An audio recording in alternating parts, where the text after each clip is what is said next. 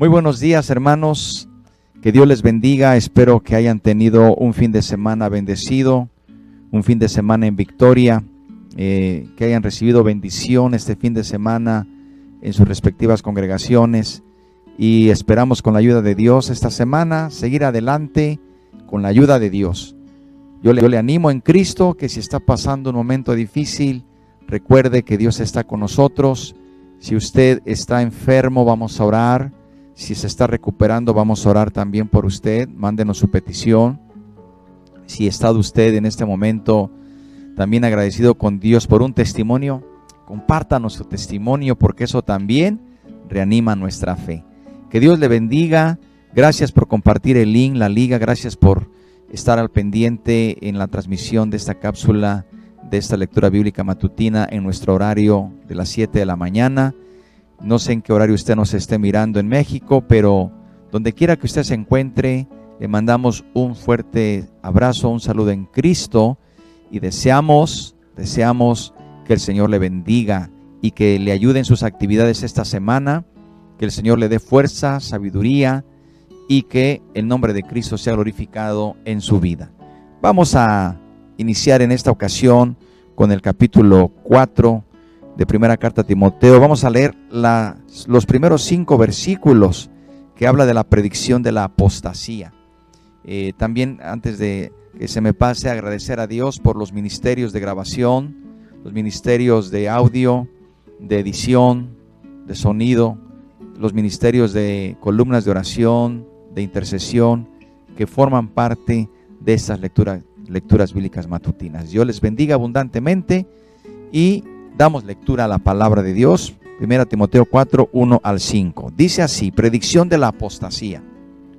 Pero el Espíritu dice claramente que en los postreros tiempos algunos apostatarán de la fe, escuchando a espíritus engañosos y a doctrinas de demonios, por la hipocresía de mentirosos que, teniendo cauterizada la conciencia, prohibirán casarse y mandarán abstenerse de alimentos que Dios creó, para que con acción de gracias participasen de ellos los creyentes y los que han conocido la verdad. Porque todo lo que Dios creó es bueno, y nada es de desecharse, si se toma con acción de gracias, porque por la palabra de Dios y por la oración es santificado. Amén. Queridos hermanos, en nuestros tiempos el Espíritu Santo nos habla por medio de las Escrituras, pero también siempre el Señor ha hablado y ha siempre dado advertencia a su iglesia. Ahora usted y yo tenemos las Escrituras, pero también en el Antiguo Testamento Dios siempre habló a su pueblo para que su pueblo no se desviase del camino. Tenemos grandes ejemplos cómo Dios habló a la iglesia de los primeros tiempos. Recordemos que la Biblia, en el Nuevo Testamento, sobre todo estas cartas, no fueron escritas en los primeros años de la primera iglesia. Ellos no tenían el Nuevo Testamento como usted y yo lo tenemos. Pero sin embargo, Dios siempre ha cuidado de su pueblo. Sabemos que se fue escribiendo con el paso de los años, los primeros 40, 50, 70 o 100 años. Pero siempre Dios le ha hablado a su iglesia, y la iglesia del primer siglo o la iglesia naciente, también Dios les habló a través de lo que conocían en ese momento, que era el Antiguo Testamento. Hay ejemplos como el Espíritu Santo habló de manera clara. Por ejemplo, vemos en el libro de los Hechos, en el capítulo 13, dice: ministrando estos al Señor y ayunando, dijo el Espíritu Santo: apartadme a Bernabé y a Saulo para la obra que los he llamado. Siempre el Espíritu Santo está cuidando de su iglesia, siempre se está comunicando con su iglesia. Tenemos ejemplos.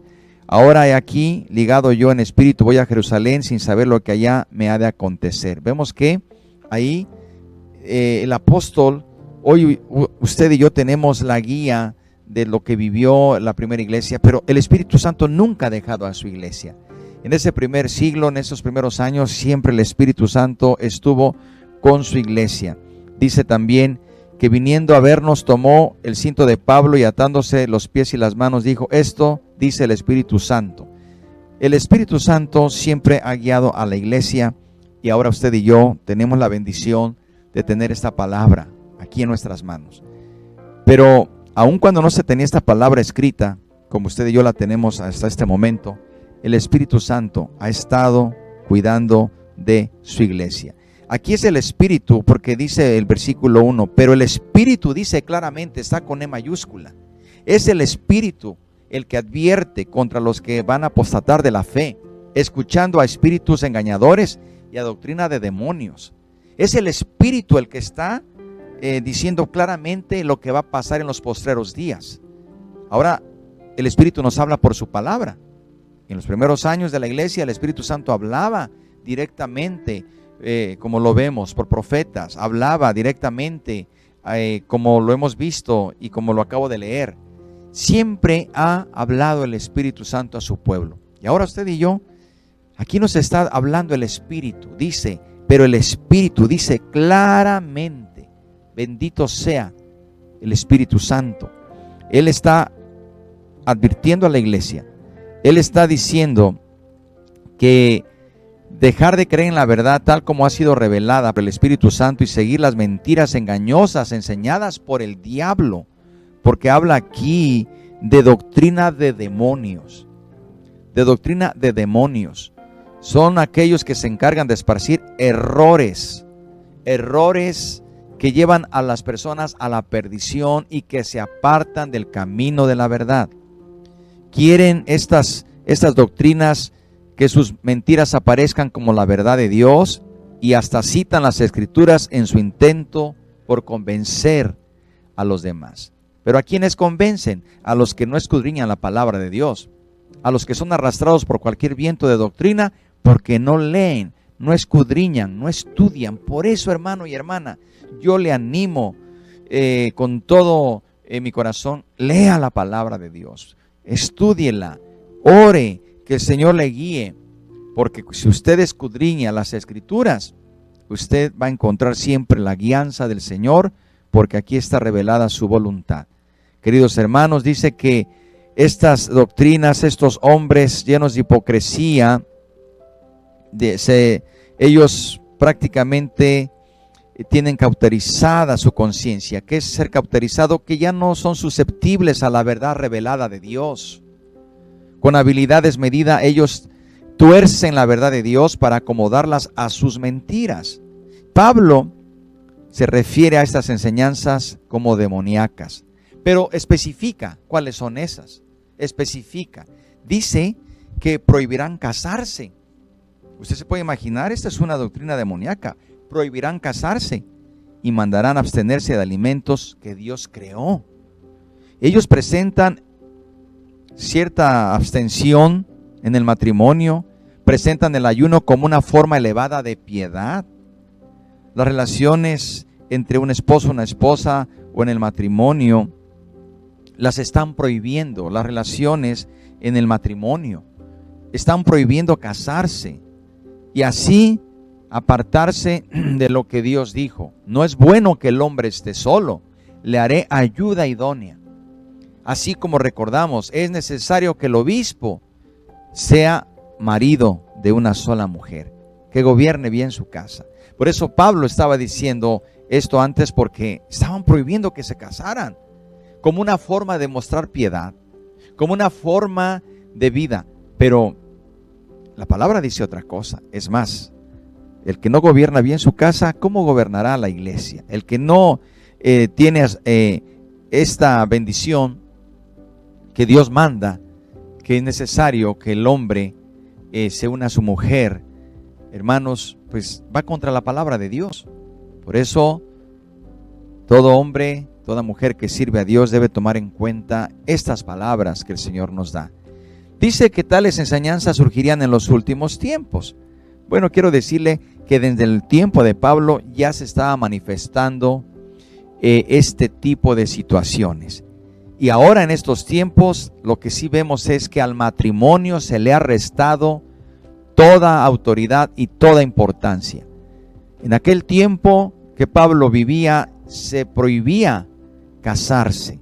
Estaban prohibiendo el matrimonio. En este tiempo ni siquiera lo tienen que prohibir. En este tiempo las generaciones no desean el matrimonio. Han puesto al matrimonio a un lado, no le dan esa importancia, pero nosotros en la iglesia sabemos que el matrimonio ha sido instituido por Dios. Y en esta actualidad, como iglesia, tenemos que transmitir a nuestras generaciones la importancia del matrimonio como Dios lo ha establecido entre un hombre y una mujer, debidamente conforme a lo que la palabra de Dios marca. Queridos hermanos, este tipo de prácticas, la prohibición del matrimonio, esas prácticas realmente llevan a cosas más terribles, a acciones terribles, a atrocidades incluso, que no es el caso en este momento hacer un recuento de ellas. Pero no está dentro del plan de Dios. Por el contrario, repito una vez más, uno de los requisitos del obispo es que es necesario que el obispo sea marido. Y para ser marido tiene que tener una mujer. Así que, queridos hermanos, estas obras, estas enseñanzas, Pablo las considera demoníacas, y repite, porque todo lo que Dios creó es bueno. Dios fue el que creó el matrimonio. Dios fue el que hizo al hombre y a la mujer y los bendijo y les dijo que fructificaran y que procrearan una familia. Nosotros estamos en esa bendición, los que hemos conocido la bendición de Dios y tenemos la bendición del matrimonio, sabemos que eso agrada a Dios, porque la Biblia dice que honroso es el matrimonio y el hecho sin mancilla, pero a los fornicarios y adúlteros los juzgará Dios. Así que, hermanos, nosotros damos gracias a Dios, damos gracias al Señor, porque también el matrimonio pone en un estado de protección para que no se esté practicando la promiscuidad sexual. En el matrimonio corta esa barrera, corta ese camino, pone esa barrera más bien, y para que ese joven, esa señorita, al llegar al matrimonio, viva en bendición de lo que Dios le ha dado.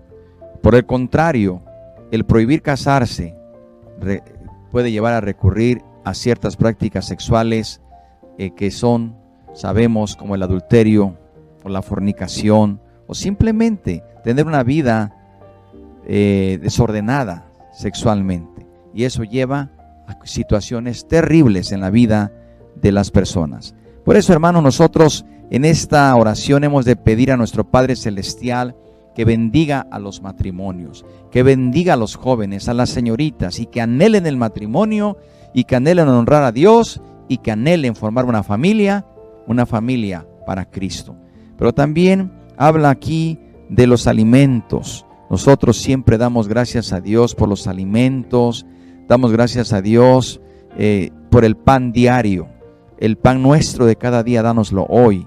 Le damos gracias a Dios por lo que Él nos permite en la mesa, adoramos a Dios porque todo lo que Dios nos permite tomar para el sustento del cuerpo, cuando oramos estamos reconociendo que Dios es el que nos los provee, y estamos dándole gracias a Dios por esos alimentos, porque del Señor viene. Y sabemos que como cristianos nosotros estamos acostumbrados a orar siempre por los alimentos, a dar gracias a Dios. Dice que estos hombres mandarán abstenerse de alimentos que Dios creó, para que con acción de gracias participemos de ellos los creyentes. En lugar de abstenerse, lógicamente, ellos están dando esta enseñanza porque creen que al abstenerse de ciertos alimentos se vuelven moralmente más elevados. No, hermano. Jesús dijo claramente, no, lo que contamina no es lo que entra, sino lo que sale del corazón. Y no me estoy refiriendo a que comamos cualquier cosa y no cuidemos nuestra salud y no cuidemos nuestra alimentación. No, me estoy refiriendo a que, retomando las palabras del Señor Jesús, de la abundancia del corazón es lo que sale, es lo que perjudica. Y ciertamente, si hemos de cuidar nuestro cuerpo llevando alimentos saludables y sanos, porque es templo del Espíritu Santo. Debemos de saber que el comer o el dejar de comer un alimento no nos hace más santos ni nos hace más sublimes espiritualmente. Pero Dios nos guía también, Dios nos da instrucciones. Pero aquí lo que Pablo está resaltando es que esos hombres creían que el no casarse y el dejar de comer ciertos alimentos los elevaba a una conciencia moral y los llevaba a una posición espiritual que otros no tenían. Cuando sabemos que el reino de Dios no es comida ni bebida. Queridos hermanos, por eso le invito que en este momento adoremos al Señor, demos gracias al Señor por los matrimonios, oremos para que seamos como iglesia esos portadores, podamos ser los que anunciamos al mundo con matrimonios cristianos de que el matrimonio sí es una bendición, que el matrimonio es algo que debemos nosotros tener muy en alta estima, pero también siempre ser agradecidos y orar por lo que Dios nos permite recibir, que es el pan de cada día.